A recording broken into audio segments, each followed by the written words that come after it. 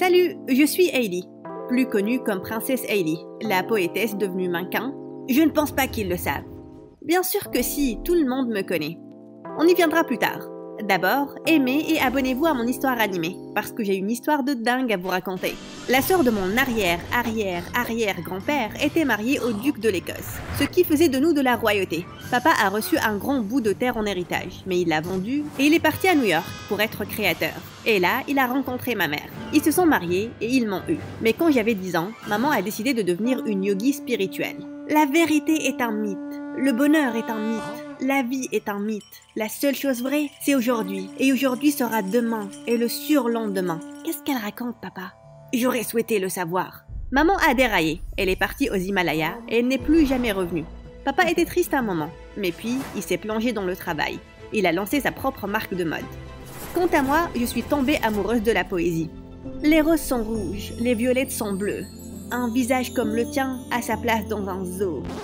Attends. Les violettes ne sont pas bleues. Les violettes sont juste, violettes.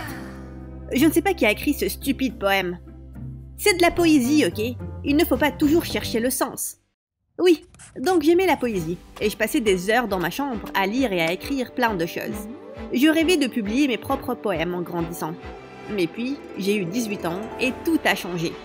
J'étais dans un shooting pour la nouvelle ligne de mode de papa. Quand le photographe m'a vu, il a totalement flanché. C'est une diva! Je n'ai jamais vu une beauté pareille dans ma vie. Elle devrait être l'ambassadrice de votre marque. Moi, je ne pense pas. Je suis littéralement la personne la plus maladroite de la planète. Je ne pourrais même pas défiler pour sauver ma vie. En fait, c'est vrai. Tu te souviens quand on a tourné cette vidéo et t'as trébuché dans les câbles? Je pense qu'il y avait un incendie aussi. Non, il n'y en avait pas. Il y avait une étincelle, une toute petite étincelle. Et le maquilleur s'est blessé. Il a pleuré comme un bébé. T'as commencé à lui rire au visage. Parce qu'il te rappelait ta mamie schizophrène et... Tu veux raconter l'histoire? Pourquoi ne pas montrer ton visage à tout le monde? Vas-y. Désolée. Je vais la fermer dorénavant. Merci. Où est-ce que j'en étais? J'ai essayé de dissuader le photographe de me prendre comme mannequin, mais il s'accrochait à moi. Papa pensait que c'était une bonne idée, puisqu'en m'embauchant à la place d'un mannequin professionnel, il allait économiser beaucoup d'argent. J'ai donc accepté. Il s'est avéré que le photographe avait raison, et c'était inné chez moi. La pub a été diffusée une semaine après, et tout le monde l'a adoré. J'avais des comptes de fans sur les réseaux sociaux, et ma vie est devenue un enchaînement de fêtes et de dîners chics. Lors de l'un de ces dîners, papa m'a présenté le fils de son investisseur, Marcus. Il était l'héritier unique du business de son père, qui valait plusieurs millions de dollars, et il était vraiment débile. Papa m'a acheté un jet privé la semaine dernière. Choisis un pays et je t'emmènerai dîner là-bas. Vraiment. J'ai toujours voulu aller aux États-Unis de jamais de la vie. Ça semble cool. C'est où exactement? Oh, c'est tout près de... Je n'arrive pas à croire que t'es si stupide. Je n'en ai jamais entendu parler, mais je suis sûre que je pourrais arranger un truc. Ce garçon était incroyable. Et peu importe combien j'avais essayé de le recaler, il n'a jamais lâché l'affaire. Pauvre garçon. Tu veux sortir avec lui? Je suis certaine qu'il est célibataire. Et je peux lui parler de toi. Non merci. Bref, quelques mois se sont écoulés et ma vie de mannequin est devenue plus remplie. J'avais à peine du temps pour respirer et j'étais constamment fatiguée. J'ai essayé d'en parler à papa, mais il avait toujours un seul mot à la bouche. Ce n'est qu'une phase. Profite d'une bonne nuit de sommeil et tout ira bien. Non papa, j'ai besoin d'une pause. Les pauses c'est pour les rater, Hailey. T'es au sommet. Et si tu veux y rester, tu dois repousser tes limites. J'ai essayé, mais les choses sont devenues plus dures. Et puis un jour, durant une fête, j'ai juste décidé que j'en avais assez. Donc quand papa était occupé à parler à ces stupides investisseurs, je suis partie en douce. J'ai traversé la rue et je suis montée dans un taxi. On y va. J'ai besoin d'une destination, madame. Emmène-moi juste au premier endroit qui te traverse l'esprit. N'importe où. Comme tu veux. Le chauffeur a appuyé sur le champignon et il s'est envolé. On a atterri devant des toilettes publiques. Tu ne pouvais penser à rien d'autre? J'étais sous la pression. Et je n'avais pas fait pipi depuis 12 heures. C'est le seul endroit auquel je pouvais penser. Attends ici et je reviens dans 10 minutes. Il te faut 10 minutes pour faire pipi? Oui, j'ai une grande vessie, ok? C'est héréditaire en fait. Pourquoi je te raconte ça? Aucune idée. Le chauffeur m'a regardé de travers et il s'est rué vers les toilettes. Quand il est revenu, j'ai remarqué qu'il était assez mignon. Et pas beaucoup plus âgé que moi. Il avait des yeux bleus parfaits, de beaux cheveux marrons et ses abdos surgissaient sous son pull serré. Tu baves là? Ce n'est pas vrai. Tu veux que je fasse un zoom? Non, ce ne sera pas nécessaire. Et je pensais que t'allais la fermer. Peu importe. Bref, le garçon s'est présenté en étant Tyler et il a proposé de m'emmener à un restaurant du coin et j'ai joyeusement accepté. Quand la commande est arrivée, je me suis goinfrée, alors que Tyler me faisait un sourire. « C'est quoi ton histoire ?»« Qu'est-ce que tu veux dire ?»« Je veux dire, t'es soit incroyablement brave ou incroyablement stupide pour faire confiance à un chauffeur de taxi au milieu de la nuit. J'avais faim et tu semblais inoffensif. Aussi, j'ai toujours un gaz poivré dans mon sac, au cas où tu te comportes bizarrement. Je suis bien équipée. » Tyler m'a regardé bizarrement avant d'éclater de rire. J'ai fait pareil et on a fini par passer un bon moment. Quand il m'a déposé chez moi, j'étais assez déçue. Je pensais ne jamais revoir Tyler. Mais le lendemain matin, alors que j'allais à mon shooting, je l'ai vu devant ma maison. « Je vois que tu as pensé à moi et... t'as laissé ton porte-clés dans ma voiture hier. »« Oh, ça, bien sûr. C'est mon porte-clés porte-bonheur. Tu sais, c'est important pour être chanceux. Sinon, tu seras malchanceux. Et tu ne peux pas être malchanceux, parce que sinon, tu seras triste. Et je ne veux pas être triste. Donc, merci de me rendre chanceuse. Désolée, je veux dire, de me redonner ma chance. Je devrais y aller. En fait, j'y pensais. Tu veux aller manger une glace? Ou peut-être pas. T'es probablement occupée. Oh que oui, elle l'est. Je me suis tournée pour voir Marcus qui s'avançait vers nous. Hailey, pourquoi tu parles à ce raté? Il te dérange? Le seul qui me dérange là, c'est toi, Marcus. Tyler est un ami. Vraiment, je ne savais pas que t'étais ami avec des rats d'égout. Comment tu m'as appelé là? Tyler s'est avancé les poings serrés, mais je me suis interposée. Il ne vaut pas la peine, et Marcus, arrête de t'immiscer dans mes conversations, et trouve quelqu'un d'autre à agacer. Marcus semblait furieux, mais j'ai saisi le bras de Tyler et je suis partie. Il était encore énervé quand on est arrivé au vendeur de glace, mais je l'ai calmé et on a fini par passer du bon temps. Tyler était mignon, facile à parler et il avait un très bon goût musical. On a parlé et je lui ai tout raconté sur ma vie, et comment je voulais devenir poétesse, mais que papa était contre ça. J'ai même écrit quelque chose le jour où on s'est rencontrés. Tiens, il y a ce garçon avec les yeux si bleus que ça ressemble à l'océan houleux. Il était si gentil et radieux, et je n'ai pas d'autres mots qui riment avec bleu. C'est parfait. J'aurais souhaité que tu écrives plus. Tu ne devrais laisser personne dicter les choix de ta vie. Après tout, t'es une princesse. Une demi-princesse. Tyler a mis une mèche de cheveux derrière mon oreille et il s'est approché.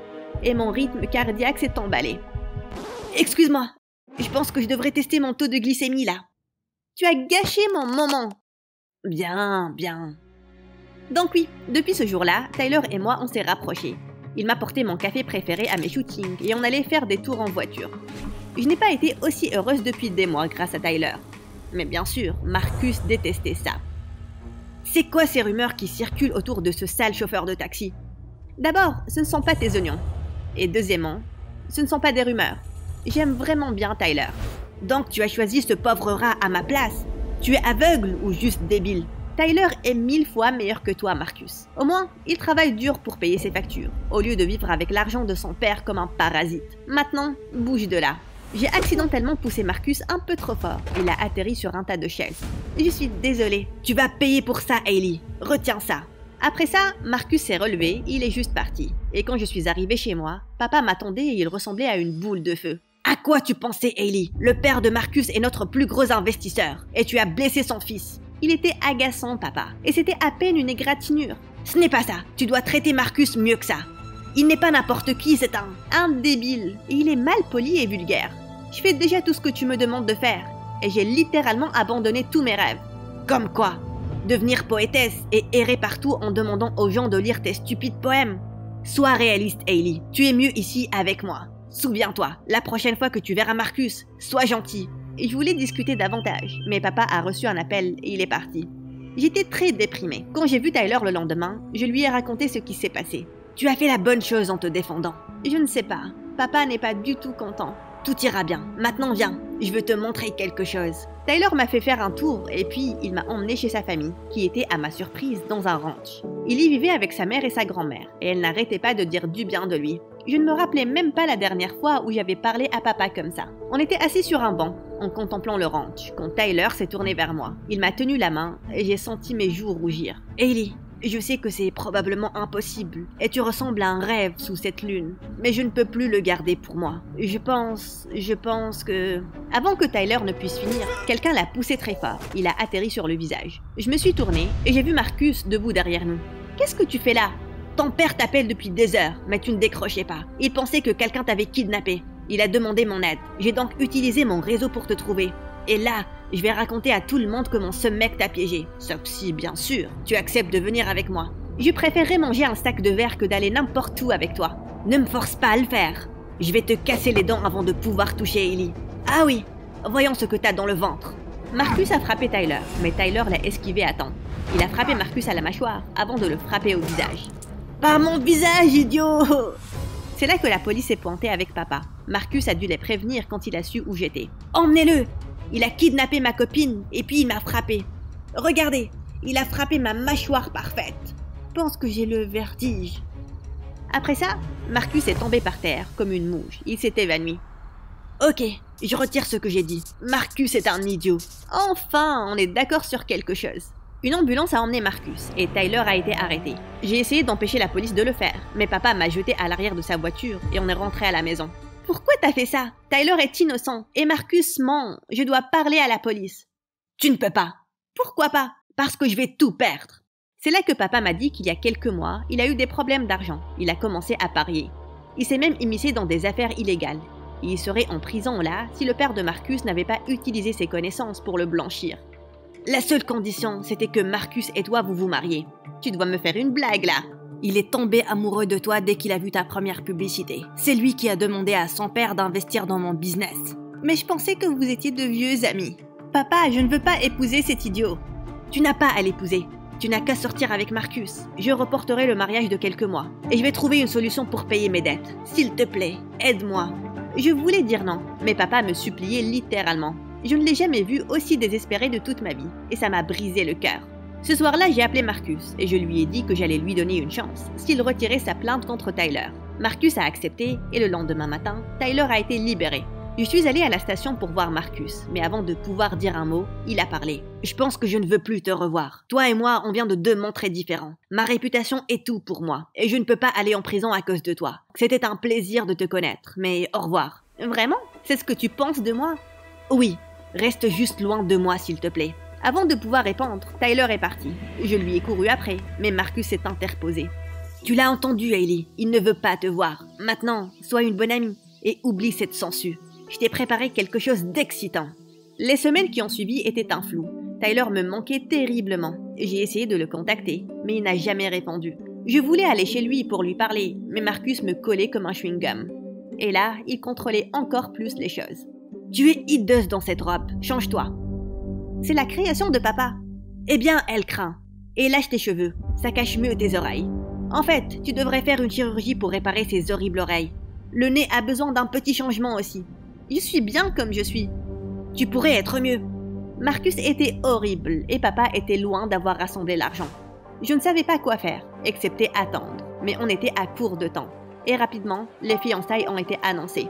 Le jour des fiançailles, j'avais le cœur lourd et brisé. J'étais dans la pièce, essuyant mes larmes, quand j'ai entendu des voix. Je me suis précipitée dehors pour voir Marcus tenant papa par le col. « Tu ne peux pas payer pour une fontaine de champagne. Je l'ai déjà dit à tous mes amis. Je n'ai pas ce genre d'argent, Marcus. Tu le sais, ça.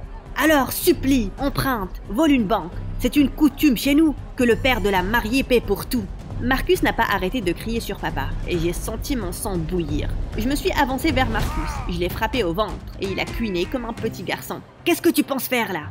C'est une coutume chez nous de frapper le garçon quand il fait l'idiot. Et pour tes infos, les fiançailles sont annulées. Tu ne peux pas faire ça. Je gâcherai ta vie à toi et à ta famille. Vas-y. » J'ai pris la main de papa et on est tous les deux partis de là. Comme prévu, le père de Marcus a retiré son investissement. Il a raconté à la police que papa était lié à des affaires illégales. Il a été arrêté et papa a perdu son entreprise. Son dossier est arrivé à la cour. Mais heureusement, on avait assez d'économies pour embaucher un bon avocat. Et sa sentence a été réduite de 6 mois. Désolé de te traîner dans ce bourbier, Hailey. J'aurais souhaité être un meilleur père. Tu peux l'être maintenant, papa. Il n'est jamais trop tard. Tu pleures? Non, je ne pleure pas. Ne me regarde pas, je suis hideux. Je suis d'accord. Bref, j'ai repris le mannequinat et j'ai emménagé dans un petit appartement. Marcus a essayé de me contacter quelques fois, mais j'ai eu une ordonnance restrictive contre lui. Et quelques semaines après, j'ai vu aux infos que son père avait été arrêté pour trafic. Le karma ne l'avait pas oublié après tout. Tout se remettait en ordre, sauf que Tyler me manquait beaucoup. Je suis allée rendre visite à sa famille au ranch, mais les voisins m'ont dit qu'ils avaient déménagé. Quelques mois se sont écoulés, papa a été libéré et j'ai enfin arrêté le mannequinat. Je voulais honnêtement essayer la poésie. Un jour, j'écrivais dans un café, quand j'ai entendu une voix familière derrière moi. « Heureux de voir que tu écris toujours. »« Tyler, oh mon Dieu, comment vas-tu ?»« Bien, je ne suis plus chauffeur de taxi et j'ai intégré une fac. On a même vendu le ranch pour nous rapprocher de l'université. » Je sais, j'y suis allée. Écoute Tyler, je sais que tu ne veux pas me voir, mais laisse-moi t'arrêter. Tout ce que j'ai dit au poste de police ce jour-là, c'était parce que Marcus m'avait menacé, moi et ma famille. Même si je t'aimais, je ne pouvais pas le laisser faire du mal à ma mère et à ma grand-mère. J'ai donc décidé de te laisser partir, et c'était la chose la plus dure que j'ai jamais faite. T'aurais juste dû me dire la vérité, Tyler. Et attends, tu as dit que tu m'aimais? Oui, idiote, je t'aimais. En fait, je pense que je t'aime encore. Donc si tu veux, on pourrait rattraper le temps autour d'un café. J'adorerais ça. Et si ce n'était pas clair, je t'aime aussi. Je pense que c'est assez clair là. Oui, peu importe. Maintenant, tu peux t'en aller pour qu'on s'embrasse?